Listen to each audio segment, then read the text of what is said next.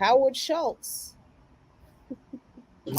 Did you all see some of that testimony yesterday? He was just like, Starbucks don't need a union, fuck y'all. But don't call us union busters. But don't call I'm us. offended. That's offensive to me.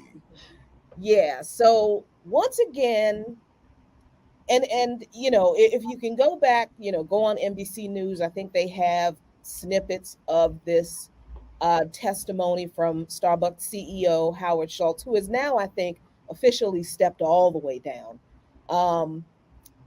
That, you know, he doesn't believe Starbucks employees need a union. He doesn't believe that unions are necessary. But you know, as said, that, you know, but he didn't union bust. Not those times that he fired Starbucks workers for trying to form a union. So this is the company that LeBron James's family foundation is partnering with to provide working class and poor Black families and their children work experience, completely in the context of disempowering and actually punishing workers for wanting to be organized to collectively bargain for fair wages and decent benefits. This is why, another reason why celebrities absolutely suck, unless they are clearly and specifically anti-capitalist, because all they do is chase the bag to the detriment of our people. Can I just show you all what we're going to be dealing with, just to tag onto this, what we're dealing with in part tomorrow on Earn Your Liberation, which will be an extension of this discussion here, because your boy Killer Mike just sat down on Fortune Live to talk with the owner of the this guy's one of the owners of I think of the Hawks now. But to talk about why capitalism is good and why, as he says here, Kwame Ture needed to be buried by a Black capitalist. So anyway, just an extension of the celebrity defense of madness as they get paraded as. I mean, why these expensive ass coffee bringing in the hood that nobody gonna be able to afford? And why not even have your own coffee? Why you just go after these brands that's already billionaires? It's the Magic Johnson model. Sony Theater, Starbucks, you know. It's like people just want to get next to the money because they think they're going to get their fair share, and that's what they care about. So I'm not, you know, I was the billionaire boss saying that unions aren't necessary. Tells you all you need to know about how necessary unions are.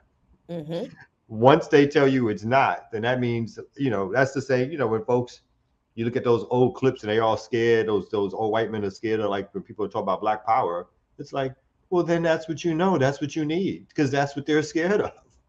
If they're scared of it, then there's a reason they're scared of it, because they know that that's the shit that's going to set you free or give you at least some power to negotiate on your behalf for better wages and work conditions and everything else. So the moment the billionaire stands up and says it's a bad thing, you know damn well you better go grab some of that. The only other thing that bothers me about this, also watching some of the testimony yesterday, is that people like, you know, the Democrats and even Bernie get to sound off like radicals now when they challenge the CEO, and they get to seem like they get into their little tough talk about, oh, I got it, let me put you in your place, and then everybody kind of still goes home, you know, and it's back to business until the workers force the situation, which is. Mm-hmm. No, that's exactly, it's performative, right? It's all about, hey, I can stand up later and said I yelled at the rich person. I'm not doing anything about their taxes. I'm not doing anything to make sure that unions are something that's your right to do all across the country. And again, this is even when Democrats have complete control of Congress, right?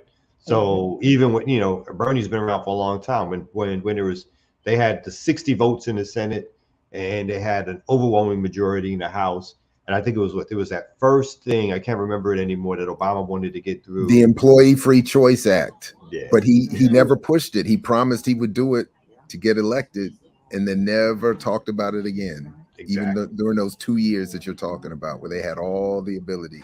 Yeah. No one could stop them. Nothing could have stopped them. Right. So when only themselves, only their billionaire friends. When I heard the one congressman, I forgot his name, grilling Schultz yesterday, and he was talking about how you all had this big conference in New York, and you flew all these Starbucks workers to these fancy hotels where they basically and you paid them for their time so that they would hear all these executive presentations around why unionizing wasn't necessary. And it sounded, I mean, it must have been pretty a wild affair to fly all these people out there to tell them you don't need a union. But he still got he had his moment. He got his C-SPAN moment or whatever. And he'll go back into his constituents and say, see how I stood up for you. Vote for me again. Right. Because the next time a CEO comes in here after having already exploited everybody and made his billions and retired, I'm going to call him out. Again. Right. You can depend on me for a tongue lashing. I'm going to give them that tongue lashing every time. Every time they get a couple of more $1 billion, it's another tongue lashing. Right. Legislation, well, not so much. Yeah, so some of the stuff Schultz said in the hearing was pretty ridiculous. He said, I grew up in federally subsidized housing. My parents never owned a home. I came from nothing. I thought my entire life was based on the achievement of the American dream. Yes, I have billions of dollars. I earned it. No one gave it to me. And I've shared it constantly with the people of Starbucks. If you have billions of dollars, you did not earn that. You have literally stolen that money from the people who actually worked to make it. And the fact that you still have billions of dollars is evidence that you have not shared that money with the people who actually made it. Because every time the Starbucks workers say, you know what, we'd like more money, the answer from CEO Howard Schultz is, nope, you make enough. Mm-hmm. We would like more benefits. We want more sick pay. Hey, we need you to do something with these abusive managers. And then, nope, y'all are fine. No. So that on its face is just so, no, think of all the tax subsidies, the zoning changes, all the things that they get.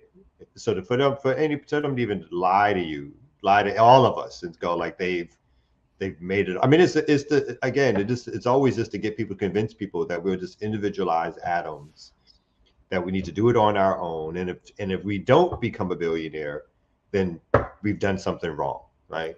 It's all us. Don't forget, they also have no competition. I mean, there's no chain that competes with them. And every time a small coffee spot opens up, they just put 3 Starbucks around it. And just yeah, this is the last thing, and then I'll move on. He said every day we wake up thinking about how we can put our people first in a position to win. We do everything we can to demonstrate the heart and the values of Starbucks Coffee Company. Again, when your employees are telling you we want more money, we are not making enough money to live on this that you pay us. We need more money. And you ignore them, and then you turn around and like, we're doing everything. We trying to think of ways that we put our people first. You don't even have to think of ways to put your people first. They're telling you. All you have to do is do what your employees tell you they want and need. And this problem will be solved. They're like, no. Here's a mug that says Starbucks on it. Every Christmas, we'll give y'all a mug that says Starbucks on it. Different color mug. Different color mug. Workers and puppies. That's what we do here in the United States. And I was going to say real quick, I mean, Starbucks obviously is a known gentrification tool, right? They only put their Starbucks either in places that already have a certain income, or it's well known that by putting one there, it's on the path to having one. So they're well-known tools of like the forerunners to like what happens when neighborhoods start to gentrify. everybody knows when they put a Starbucks in the black neighborhood, it's by the time they put one there in the first place, it's because the gentrification has already started, and it's a demarcation that you Negroes will not be here long. Yes. It's Starbucks and then Planet Fitness or Gold's Gym. That's when you know it's over. Man, when that Starbucks showed up in the hood where I live, I was like, oh shit, here come the white people. Bye-bye. And sure enough, Karen jogging in the middle of the day on a Saturday, the scout, because you know she's the scout, right? If she can safely jog in the neighborhood and that's exactly. She gets back and she reports, I did my whole circuit and I didn't have any resistance. I think it's Move okay. them in. Bring them in.